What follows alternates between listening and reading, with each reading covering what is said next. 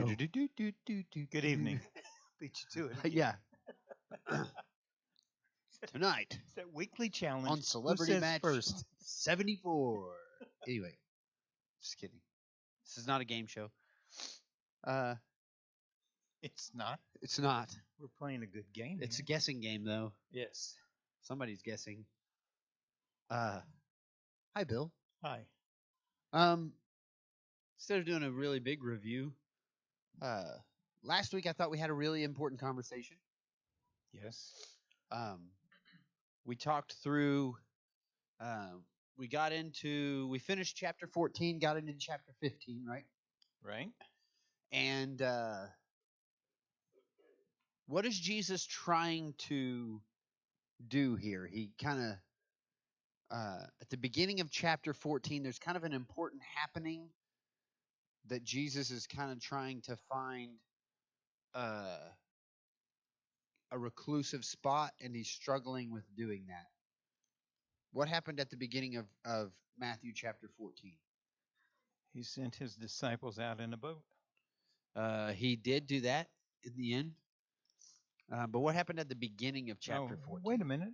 Yeah, I'll get there. That might be emotionally challenging to him. He found out about John the Baptist being dead. John the Baptist gets killed, so Jesus is trying to find solace and solitude, and he's struggling to find it. As is usual with him. Yes. I think it's because he's been allowing crowds around him all of this time, and then suddenly he needs some alone time. And so he feeds the 5,000, which we talked about, right?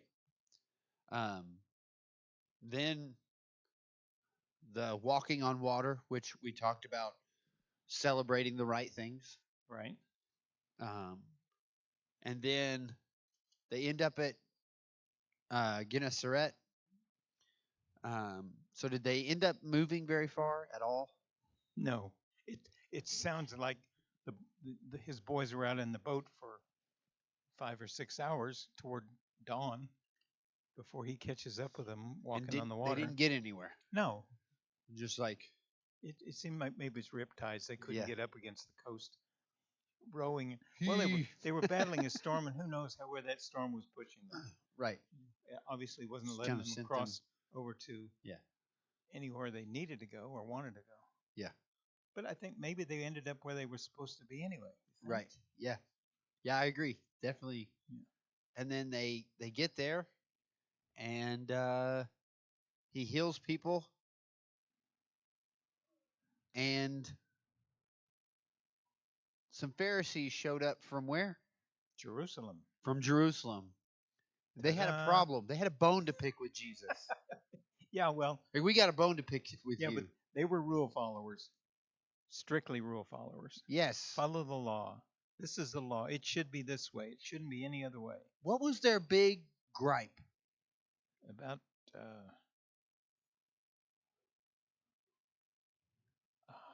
I can't remember. It's not important. Yeah, was it a command that they were worried about? No, it was a tradition that they were worried about. Yeah. What tradition do you remember? Washing their hands. Washing their hands before they eat. Before they ate. Feet washing close. Yes, very close. Unless they were eating with their feet. Yeah. No. Possible. I don't know. Let's recline at table. Would you like some snacks? Yeah. But yeah, they were upset that Jesus was not following a tradition of washing hands. And he took them to the side and spoke very gently to them. Oh yeah. Coddled their feelings. Was like, I know how you feel. No. Wait, what did he say to them? He wasn't kind to them, and he didn't coddle them. And then no, he definitely was said, not. What? He said they break the law. You break the law. You're worried about people washing their hands. All the hypocrites. Upholding traditions, but you break the law. You break the commandments when you tell people this gift, this what I have made that is going to make my family, like that I should offer as a gift to my family to make their life easier and to help them provide for them, I can say I'm offering this to God, and they have no quarrel. He's like, so you break the law. You and he specifically quotes Exodus 21:15 and 21:17 when he talks about disowning his parents. Right. And Well, we talked about consider that as what kidnapping. Yes, yeah, 21:16 talks about kidnapping, Right. Which didn't like he dishonors their name just altogether. why should you even be in my family? And it's interesting that Jesus is referring back to the laws about people and how you treat people. He talks about the commands of how people are treated, Mm-hmm. especially when you look through chapter 20 and 21, right through there, the footnotes of what the sections are. It's all about how people are treated and how God cares for honoring people. your parents. Yes, and creating for them an attitude of I'm grateful to what my parents have done, and so I should honor them for the rest of my life, so I can live a long life. Yeah, and we talked a lot about honor last week. Yeah, right. The importance of honor, and Jesus makes the statement, and he references commands about how people are treated, and says that those things are not overruled and they're not overturned by the traditions of man. Right. Well, that's what the Pharisees wanted Jesus to do, is create, I guess, a feeling that, if you follow the traditions, then you'll automatically follow the commands. No, you don't have to follow traditions. This is kind of where the extra fences around the law don't really help all the time. Right. Right. We're trying to keep us so in line that we never get close to breaking Torah, and Jesus is like, you're abolishing the law with that. Isn't that's one of the reasons that the Mishnah, the Talmud, all of those regulations were built up so that the mamzers couldn't get inside that fence you're talking about. Yes, to protect. Yeah, protect them, and so they're keeping the people that are not so blessed with learning and understanding. They're isolated. They're still and trying to keep followers of the Torah connected to the Torah, right. instead Well, of keep getting them distance inside from the it. fence. Yeah, and that's the challenge. Is the fence does keep what you want inside. Sometimes it keeps what you don't intend outside. Right. Well, it don't that it doesn't allow for any renewal of faith on the outside. It's even hard. if they had some faith, then they come against this blockade of. It's hard to be a blessing to everyone. Yeah. All over the earth, every people group of the earth, if those people group can't get to the thing that defines you. Right. And we're going to pick up this response that Jesus has to this same story. And let's see what he says in verse 10. Matthew 15:10. We're going to try to get through again. We are still trying to cover every verse of the book of Matthew. Yeah. I feel like we're doing a pretty good job. We just still have a long way to go. We're about halfway there. So right away, I read in verse 10 where he says, and he called the multitudes and said unto them, hear and understand.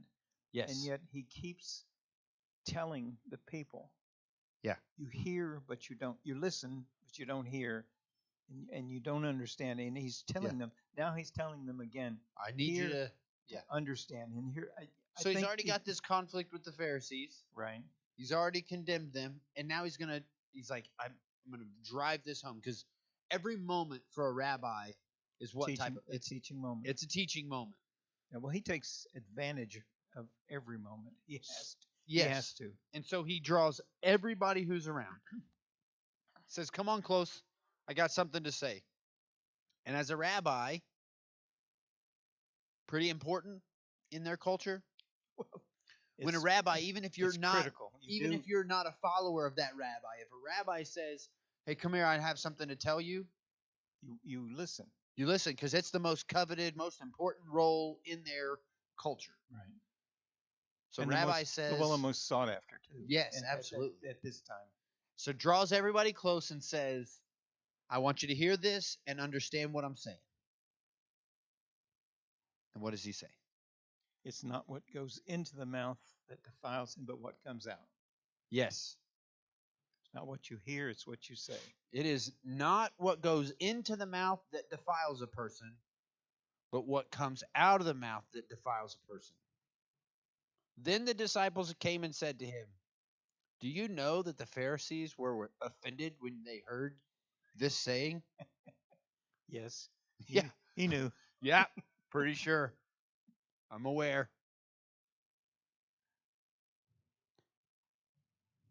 And then verse 13? 13. Yeah. And he answered and said, every plant which my heavenly Father hath not planted shall be rooted up. Yes. Whoa. Once again, he's poking the bear. Yeah. Seems like that's connected to some stories we just heard. Like, didn't he just give a parable that said the kingdom of God is like a field Right. that was sown, and then the enemy came, sowed some weeds, Mm-hmm. and they said, "Are we supposed to pull those weeds And out?" he And he said, said, no, let everything grow up together. "And what's gonna happen when they grow up together?" When the wheat grows up, Mm-hmm. it bows down, Yep. and you can tell it's wheat, but the weeds just Mhm. continue to grow higher. So you can tell the difference quite easily.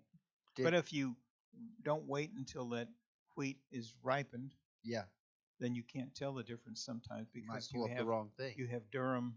We Yeah. talked about that durum, that less than perfect weed. Yeah, So it's you got to be That's good. careful what you're pulling. That's really good. And so which one is pulled and thrown into the fire? The bad wheat or the bad plant, Yep. Who planted that? the thief. The thief planted that. So not God. Probably, well, we can I loosely mean, refer to Satan at this point. Yeah, yeah, but he sowed the seeds of dissent. He sows the seeds of unrest. He sows the seeds of chaos. but the Father didn't plant But it, the Father right? didn't do Isn't that, that the indication? That's the from idea. That's the idea that he's trying to get a across. couple chapters ago, we just Yeah. had this parable. And these Pharisees know this. Yes, for sure. They've heard this story that Jesus shared already, Right. right? Like, and all of and he's sharing this conversation with this crowd of people who've been chasing him for a little while. So they've heard the story, Yeah. the kingdom of God, and then especially his disciples, and his disciples are like, they're gonna be upset. Well, they came to him and said, "Hey, didn't you know The Pharisees, you kind of offended them?" you upset these But really proper I have Pharisees. a quick question. Yeah. Why would the disciples have cared at this point in it's a short journey they've made Yeah. so far. Why would they have cared so much that what the Pharisees were offended by it? That's a good question. I mean, because these kids have known Jesus just a short time relative to their own ages, yeah, and yet they come thinking, telling the boss, their rabbi, don't you know that you offended them? Well, Jesus knew it, and I think they down in their hearts knew it, but why would they be concerned at this point? Maybe Jesus hadn't convinced them or shown them obviously too much yet. They were still learning, obviously. Maybe Jesus hasn't shown them too much yet. But he's poked the Pharisees everywhere he's gone. But not the Pharisees from Jerusalem. Well, again, not the proper guys. Why would they be concerned? Maybe they feel like they have more status. Maybe maybe the disciples feel like those Pharisees have more status because they're coming from Jerusalem. Maybe the disciples felt that they should be more humble. The disciples should be more humble in the face of these Pharisees with the cloaks and the gold and the jewelry and the frontlets and everything like that. Maybe they should have thought, Yeah. well, we better respect these. No, I mean, at least be kind or whatever. Like, but Jesus wasn't. Yeah. I mean, every Pharisee that he saw in their short time of journey, I wonder why Jesus, like, compared to that, like, why would Jesus not care so much about the hurting the feelings of the Pharisees? well, he's called them Brood of vipers and vipers, fools yeah. and stuff like that. He's So, never shown any real concern about what the Pharisees, because who's the target audience for Matthew? mamsers, the So, people that are not in the inner circle. yeah. So Those the people theme. that aren't blessed with the covenant, blessed with the So the theme is the real event. mamzer. What group of people is this written to? The Jews. Jews, yeah. Yeah. Mamzers, Jews, yeah. Yeah. Definitely Jews. Well, those Yeah, people outside the covenant that Yes. that we've talked about so many times. Yeah. And so, But then at the same time, those people that Jesus is trying to reach probably showed a huge amount of respect for the Pharisees because they knew that Pharisee and another Pharisee could blame them for just about anything and they'd be on trial. right. So they were afraid on the legal side. Yeah, of the They were authority afraid, those people yeah, wielded. the authority, and exactly right. And so it's like poking fun at any person in authority. So Jesus says that every plant that has not been planted by the Father, Yeah. it's going to be uprooted and thrown in the fire. Right. He continues on, says, let them be. Mhm. They are blind guides. And if the blind lead the blind, both shall both, fall into the pit. they're going to fall into a pit. Huh. And then here comes Peter. What does Peter have to say? Peter says, declare unto us this parable. Which parable? The blind leading the blind? I feel like that's pretty self-explanatory. And Jesus says, are ye also yet without understanding? Yeah. Peter, listen up. Do you not yet understand that whosoever entereth in at the mouth goes into the belly, Yep. or whatsoever, Yep. and is cast out into the draught, or the Uh-huh. draft, or to the dung pit, or whatever. Yep. But those things which proceed out of the mouth come forth from the heart, and they defile the man. Yes. Okay. You want me to go on? For out of the heart come evil thoughts, murder, adultery, sexual immorality, theft, false witness, and slander. These are what defile a person. But to eat with unwashed hands does not defile anyone. Why is Jesus so against washing hands? Is he against washing hands? Well, no. I mean, I'm sure he would like to have clean hands. I mean, depending on where he'd been and things like that. He was a man. Yes. Consider everything that a man has to do Yes. during his daily life. So I think he's So you would think that he did participate in washing I'm hands. sure he did. Yeah. Fairly regularly. Washed feet, washed hands. He probably bathed as a rabbi. He probably bathed on a more regular basis than we've ever would think. Right, because he does have some Essene background. Yeah, he does. And well, his cousin does anyway. Sure. Yeah. So his cousin, who was kind of his rabbi, right, potentially. And John the Baptist probably followed ritualistic bathing. Sure. More often than anybody. And he else. did his cousin was a rabbi from over in that area where he kind of washed himself in living water, so it had to be like moving water, right? Yeah, it's moving water. So yeah, I think probably Jesus was not against cleanliness. Right. I agree with that. I think he was against the idea that he had to in order to uphold a tradition like we've already discussed. So he's not saying don't wash your hands. No. But he is saying don't follow the tradition. Washing your hands isn't what's going to make your body whole or healed or heavenly. It's not going to defile you. No. No, holiness doesn't come from washing your hands. Right. So Benjamin Franklin, not the Bible, says cleanliness is next to godliness. Right. And he's more leaning toward what Jesus was speaking to at this point. Yes. It's next to. It's not It's not the same required as. because It's not going to not the bring. same as.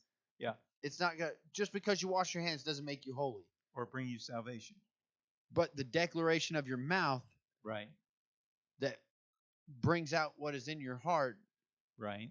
that will declare your holiness Well, or that's lack what, thereof. that's what we teach people in the Yeah. evangelistic bent, is that declaring Jesus from your heart, Yeah. creates that pathway to sanctification. So, Brian, that means you don't have to hide your hands every time you come to church. Even if they're even You said you wash your hands.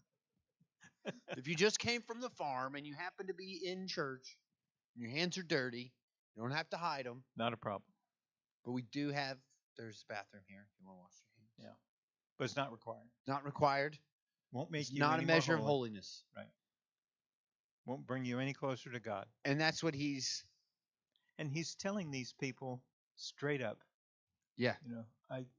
That he's asking them, hear and understand, and then he's telling them what they need to hear, what they need to understand. Yeah. And he also is telling them at this point, I've been telling you that it's not required. Yeah. Yeah. It's pretty good. Well, it's a good story, a good parable to tell, Yeah. because the disciples explain it to us. Yeah. And he just did again. You think they got it? I don't know. Guess we'll find out. So Jesus still trying to find some rest? Yeah, and I read here on the board before we started that he decides he needs to find a place Yeah. that he can get rest. Yeah. How do you get rest when people from Israel won't leave you alone? You go someplace where they won't go.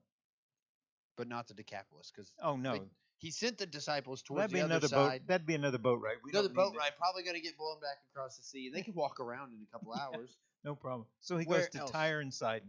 Tyre and Sidon. He's going to go to the big sea. Right, the Mediterranean. And he's going to go to Tyre up on and the Sidon, coast. where the Syrophoenicians would be. Phoenicians. Have we heard this term before? Yeah, but Who was the? Do you remember there was a Phoenician Boat? queen?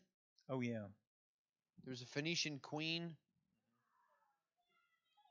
Phoenician. It's Venetian, not Phoenician. Phoenician. not from Italy, not from Italy, from someplace else. Not Phoenician. the Venetian, but Yeah. Phoenician. Phoenician. Yeah. There was a queen. once Thanks upon to a time. them, we have an alphabet. Yeah. The Queen of Sheba. This Right? is not. This is nope. Not Queen of Sheba. No. No. There was a. This is way back. There was a. King Omri had an alliance with the Syrophoenicians, and he had a son, and he made a pact with the Syrophoenicians, and he had his son make that pact and extend it, and in order to do that, his son married the high priestess of Baal. And she was a Syrophoenician. Lola. Yeah. Whatever Lola wants. It's not Lola Lola. gets. Lola is not the right answer. You guys online cannot hear what's going on here. It's quite a thing. I was But going to say it's a sight to see, but we're it's not singing. seeing much. They're singing. We're hearing it. This is where this is coming from. So Baal worship still kind of popular here. Well, there's a big thing outside of Israel and Judah. Yes. Big. So they're Even going outside of Syria, it's big. there are people that would argue there's a specific town that he goes to, and I'll explain that later, but goes to the area of Tyre and Sidon. Right. And what happens? And behold, well, it's usually under the coast of Tyre and Sidon, and that's if you think about it, who else is from Tyre? Got me. the future. Think about it. You'll think of it in a while. Yeah. And behold, a woman of Canaan. Wait a second. I can't. Yeah.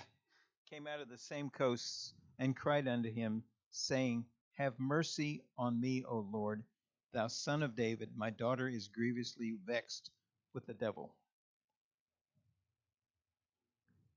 She's got a demon. Yeah, here's what mine says. And behold, a Canaanite woman from that region came out and was crying, Have mercy on me, O Lord, son of David. My daughter is severely oppressed by a demon. But he answered her, not a word. But he did not answer her a word. And his disciples came and asked him, saying, Send her away, Mine says begged him. Go ahead. for she cries after us. So what's happening here?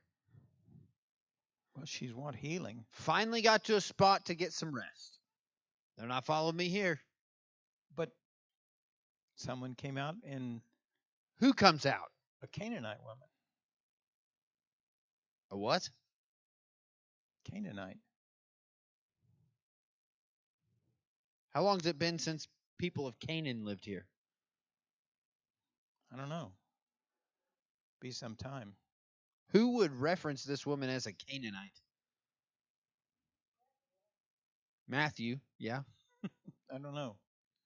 Who would reference her as a Canaanite? You know how Mark references this woman? No. As a Syrophoenician. Okay. Was the culture completely changed away from what used to be Canaan, the land of? So conquered, taken over? Yeah, wiped off the face of the earth. Because Convinced, like modern, until modern archaeology around 1975 had a discovery over there, they considered the Canaanites and the Moabites and the Hittites. completely disappeared, yeah. They said they never existed. Even in modern day Turkey, there's still Hittite symbols of fertility. Yeah, they had to find them though. They had to dig them well, out of but mountains. Now they are sold as trinkets Yes. even at Ephesus where I bought mine Yes. a long time ago. But that's what it is. It's a Hittite image of fertility. So how is there a Canaanite woman? Why would that be important? It's kind of interesting reference. Well, why did Matthew bring it up as a Canaanite? I guess we'll have to find out. What did she ask? She asked for healing for her daughter. Who'd she call on? Son of David. Lord, son of David. How does she even know? She reads the local paper. I don't know. His reputation was already throughout the land. Yeah. She's a Syrophoenician. Somebody send her a text. Yeah. I don't know. Somebody sent a carrier pigeon. Hey, I know this guy. He's coming your way. Yeah. I'm not coming. But But wait. How did they even know where he was going? they didn't. They didn't. He just went to the coast. He went to the Tyre and coast. Sidon. He's like, he did what everybody does. I'm going on vacation. I'm going to the ocean. Right. Well, he went to the sea, Mediterranean Sea. Yeah. I bet he didn't announce it though. Yeah, he did not. He But didn't when even. you see a group of 13 guys all of a sudden He didn't even heading book that ahead. way. He didn't even go like hotels.com and try to find a space. He just Probably not. went. Cheapest place near Tyre and Sidon. Yeah. This Holiday Inn Express is This one has some opening. good reviews. Yeah. Holiday Yelp. when this Canaanite woman, as Matthew calls her, starts begging the Son of David to heal her daughter who's oppressed by a demon, what does Son of David do? Doesn't say a word to her. according to what it For says. how long?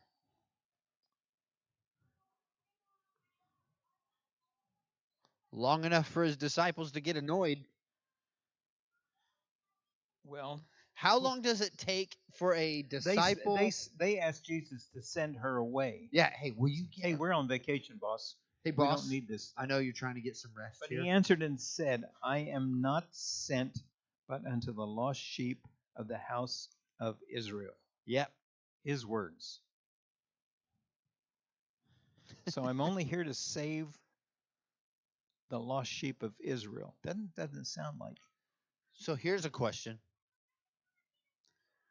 Um, what did Jesus know, and when did he know it? Everything and from the beginning. Okay, That's a cheat answer, but that's true. definitely, that is definitely a view. I don't disagree with it. Um, what if what what if Jesus has aha moments in Scripture? Is it possible? Oh, I'm sure. Because just like you said, still fully human, right? Right. There's still certain limits to maybe his understanding, like maybe his experience. How many times do you think he's been to Tyre and Sidon? I doubt ever. Maybe never before. Yeah. But What brings him here?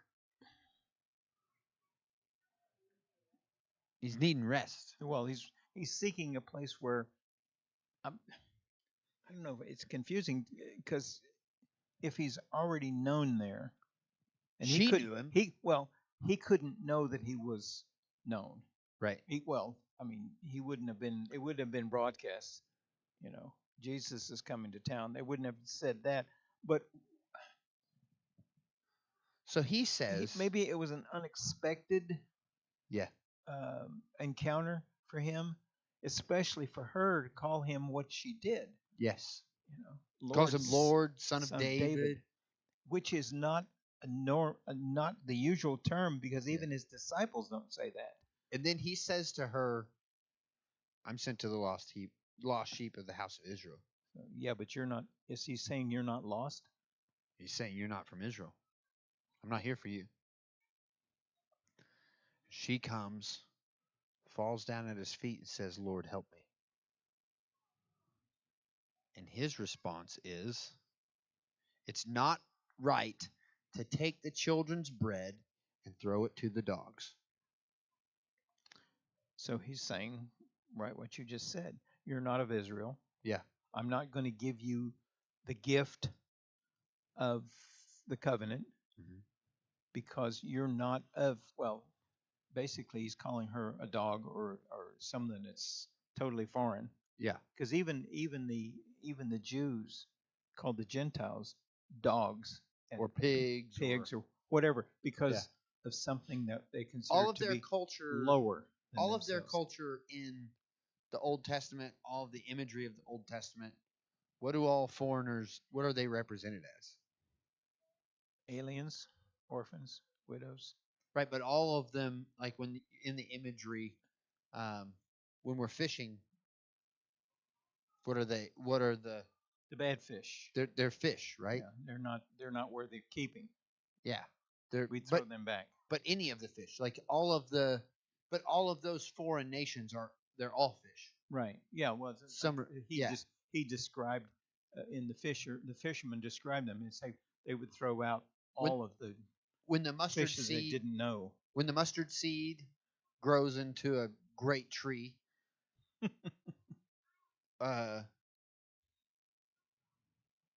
what hangs out in its branches? Did a mustard seed grow into a great tree? It did in a parable. Not that it actually would, but right. So big that all the birds of the air are going to nest in its branches. Right. Those birds are foreigners, pagan nations. Mm-hmm. They're going to go fishing and they're going to cast a net. And they're going to pull up fish of all kinds. Yes. Those fish are foreigners. So all throughout all throughout Matthew, we've seen that those that are not children of Israel are these foreigners, whether they be mustard seeds, fish, dogs, whatever. They're not of the family. Yeah. And she's like, and her response is, well, yes, but even the dogs eat the scraps, the crumbs from the master's table. Right. And that's a quote that we've heard for years. And then Jesus answers, O woman, great is your faith. Be it done for you as you desire. And her daughter was healed instantly. He waited for her to understand or to give him an insight of her Yeah. faith. What if it was his growth and understanding? What might she be reminding him of? If we were going to hunt for something, what if this rabbi is being confronted with a woman from Syrophoenicia that knows something in the text? Something from the old writings. Yes. That What if wouldn't- she's heard a story? Yeah. Well, that's what, like I said, she knew who he was. She knew who he So was. chances are she has probably either seen something from a writing somewhere, and I'm going to say it's probably In the text. It's definitely in in the the text. text. Let's take a look at 1 Kings chapter 17. That's just what I was just going to say, because I finally found it down here on the board. Let's Not- take a look at hey. 1 Kings. I did read, but So there are definitely some things out of place in this story.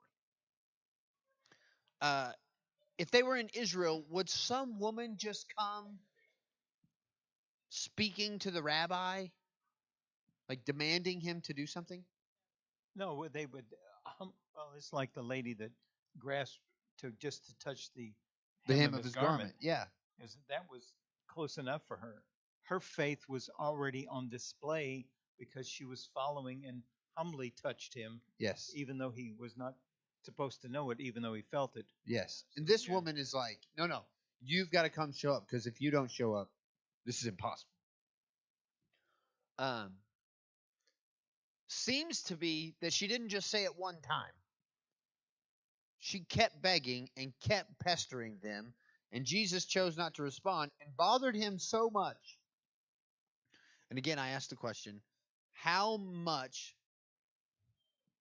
many times does she have to say it, and how emphatically, and how many times before the disciples get annoyed?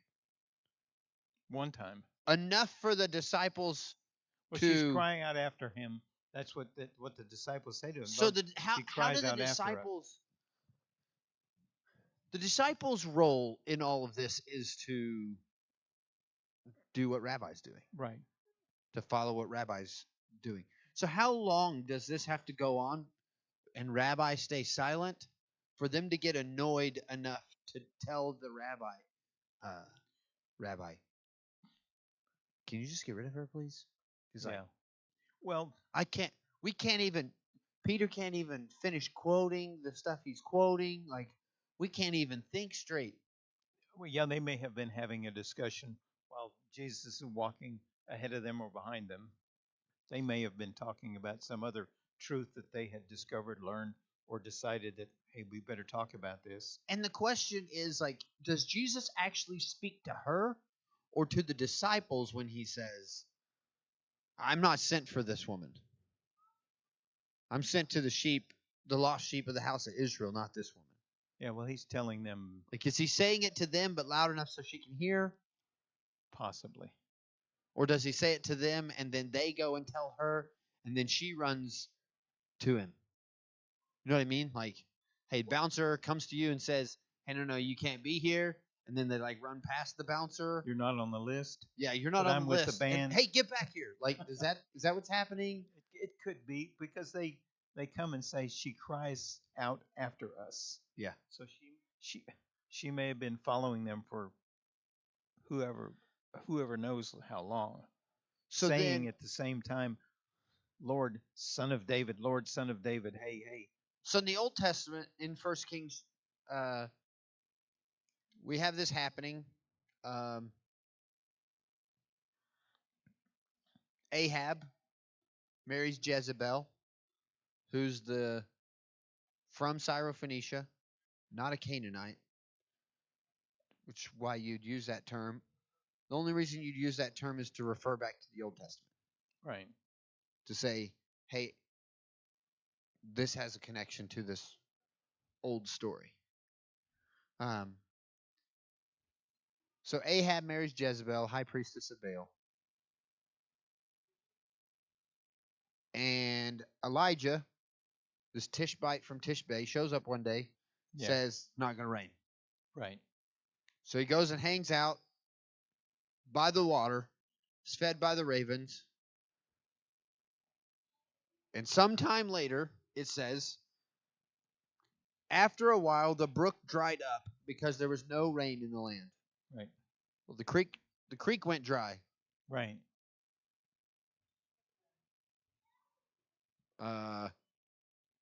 If that's what you're living on, you got a problem Yes. because the creek's dry. No So no water. then the word of the Lord came to him. Who's him? Elijah. Elijah. Arise, go to Zarephath, which belongs to Sidon. It's right on the coast between Tyre and Sidon. Mm-hmm. And dwell there. Behold, I have commanded a widow there to feed you. So he arose and went to Zarephath. When he came to the gate of the city, behold, a widow was there gathering sticks. And he called to her and said, bring me a little water in a vessel, that I may drink. And she was going to bring it, and he called to her and said, bring me a morsel of bread in your hand. And she said, as the Lord your God lives, I have nothing baked, only a handful of flour in a jar, and a little oil in a jug. And now I am gathering a couple of sticks, that I may go in and prepare it for myself and my son, that we may eat it and die. Because that's the last that she had. Yep. And Elijah said to her, do not fear. Go and do as you have said, but first make me a little cake of it and bring it to me, and afterwards make something for yourself and your son. For thus says the Lord God of Israel, the jar of flour shall not be spent, and the jug of oil shall not be empty, until the day that the Lord sends rain upon the earth. And she went and did as Elijah said. And she and he and her household ate for many days. The jar of flour was not spent, neither did the jug of oil become empty, according to the word of the Lord that he spoke by Elijah. Did they just feast for days and days and days on end? No, not feasting, but they had daily bread, probably. They had enough. Enough. Matter of fact, most people would teach this as if they had um, a starvation ration each day. Well, a lot of people live that way anyway. Yes. So it'd be like a little loaf and crumbs being handed off. Right. Happen to be in the same place. Mm-hmm. Have another woman. This one is a widow. This one is not mentioned. Just a woman. Yeah. Same place. Probably a Canaanite. Probably a Canaanite. She needs help. She Right. needs help. Right. Situation very much the same. She Different says, circumstance. she says, take care of me. And he says, no. Can't do it. You don't give to the dogs what's meant for the kids. And she says, but master. Even the dogs eat the crumbs that fall from the master's table. Even the dogs eat the crumbs. Even those of us who are separated from the covenant, we get the crumbs. We get the leftovers from the provision that God provides for His children. the master. Okay. The term master, do you know what its root word is? Rabbi. Yeah. You know who the first person called a rabbi or master? The first rabbi. Who? Elijah. The first Talmud. The first Talmud. Elisha. First one given to God. First disciple. Right. The first disciple maker, the first master, the first rabbi. Right. Elijah is considered that. Right. And Jesus potentially is denying this woman, and she reminds him Yeah. and enlightens him. Hey, in this same area, there was a man everybody called Rabbi Right. Or that Elijah. God provided Yeah. miraculously for, And and that he sustained a widow right. And a son and her or family. needs and his son and his family with the crumbs that fell from that table. Right. Over and over and over again. Right. Was Jesus waiting for her to bring that story to bear? I don't know. Because it seemed that right away he says, "Your faith." Do you think he didn't expect her to know? I don't know, because the story had to have grown in that area in Zidon. Yeah. It had to have grown. Somebody even if else had she, to be knowing. right. or So she knowledgeable of doesn't. it. She's not a person of covenant. Right.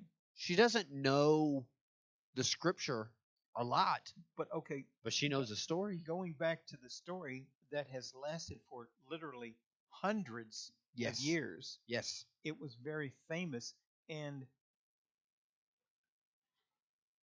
the flour and the oil maintained until it rained again.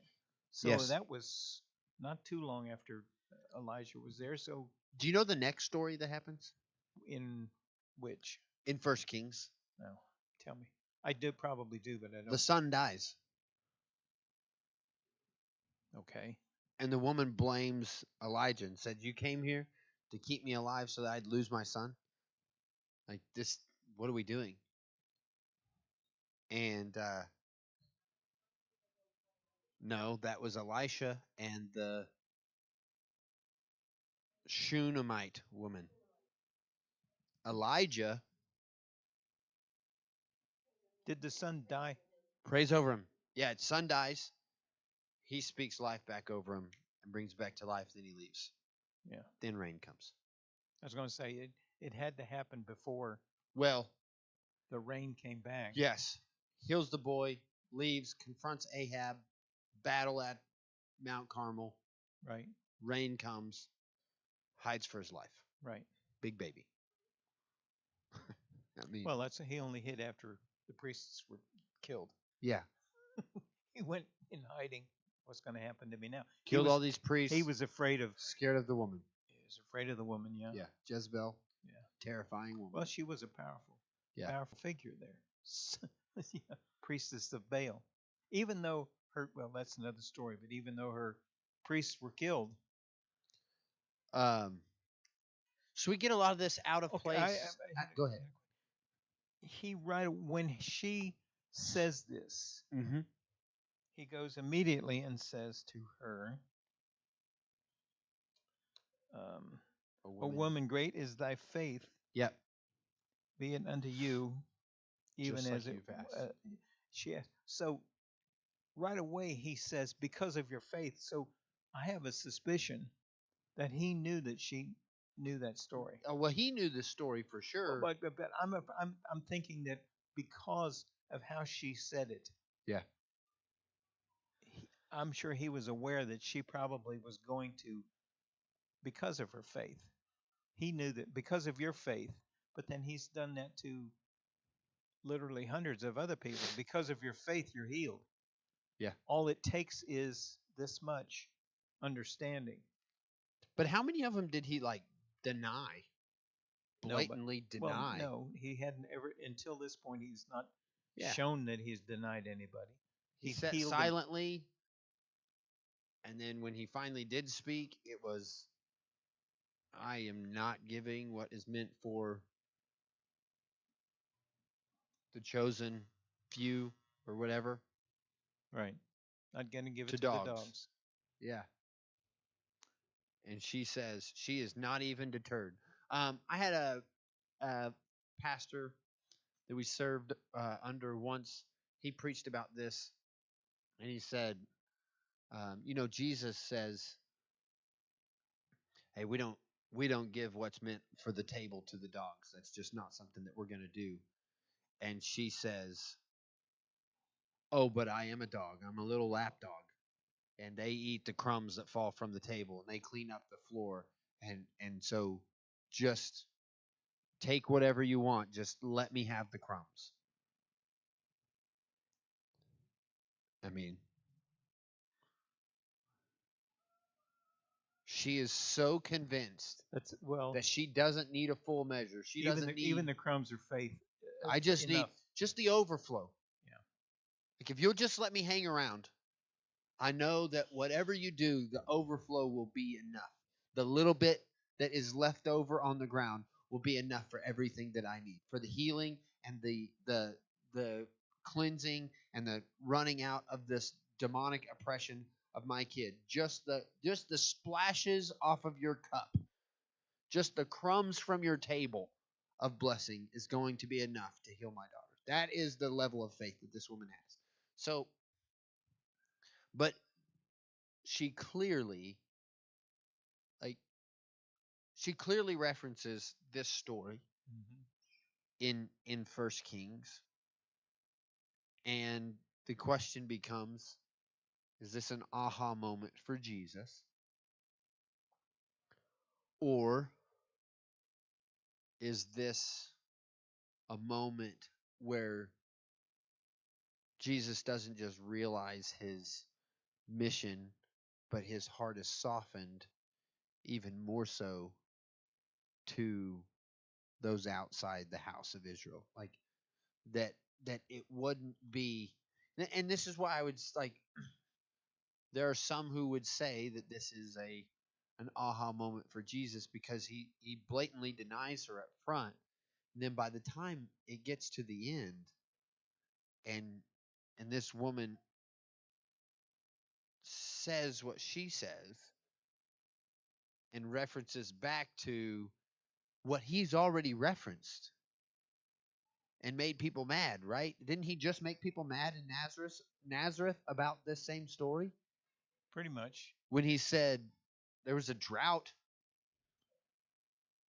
and it wasn't the people of the house of Israel who were saved, it's a widow in Tyre and Sidon. Yeah. Well, and then now he is confronted. Here's the question I would have. Go back to the Sermon on the Mount. Yeah. When he's telling the disciples, These. It's for these, it's for them, it's for they. Yeah. People outside the covenant. Yeah. Is why I'm giving this message here. Yeah. So, is this the first time that he's denied speaking to someone outside the covenant? Yeah. To make a point to his disciples? Because I can't believe that he did not know that this woman was going to be there. Well, and the woman had already called him the son of David.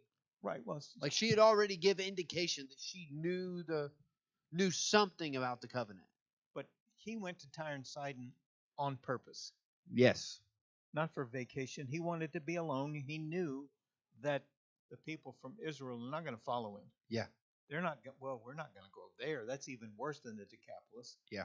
So he's leading his disciples to another teaching moment. And that's why I say he's fully aware that this woman is going to be there. Yeah. He's waiting for his disciples to turn her away, because they did turn her away. Yeah. They wanted him to turn her away because he's the boss. Yeah.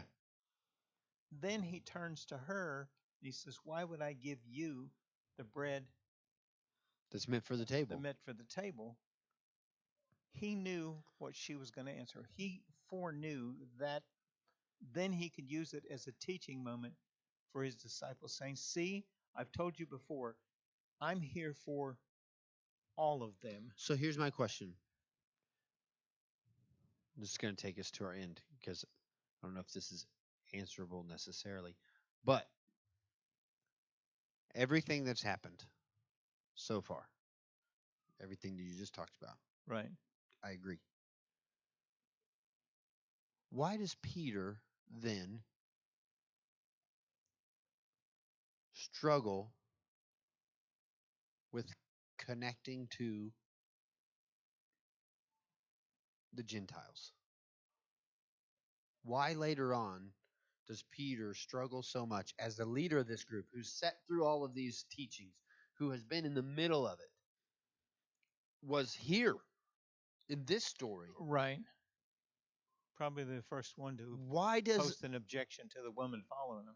why does God in Acts chapter 9, I think, Well, you're talking about Peter's vision in the and the tablecloth sheet, yeah, and the sheet coming down. why does it take that just to get him into the house of Gentiles? I don't And know. then And why is especially he at a meal. struggling? And then why is he struggling later on and have to be confronted by Paul about dividing Jews and Gentiles By in circumcision. service and meal times? Right, circumcision too. Still Yeah, still circumcision. Yeah. years later. Right. Isn't that like an interesting? It is. It's a really hard question. I think that would take a much deeper study. And I think that Yeah, we're definitely going to get there. It's just an interesting question that just comes up to me. It's like, we've known Peter to be a hard head anyway. yeah, But I'm wondering if not only him but the other disciples had the same question yeah, about, because they're still young and they're still searching for their own understanding, I'm sure. yeah. And by this time at this story, And they've he's seen 18, everything. 19 years old, They've maybe seen 20. they've seen these miracles. They've seen the passage of time Yeah. that is with Jesus alone. And yeah, it's But this trip to Tyre and Sidon's new for them. right. Yeah, well, they've probably never been that close to the coast. Probably had never Because been that close That's to the sea, the chaos. They don't go there. Yeah, they're never, not Phoenicians. probably hadn't been this close to a Phoenician either, No, that's true. or Canaanite, depending on your Bible. which book of the Bible you're reading Right. from.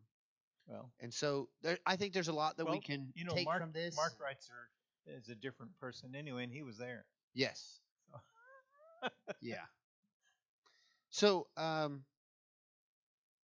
it's going to be interesting. Have a little bit more discussion about this, but I think there's going to be next week's going to be an important conversation.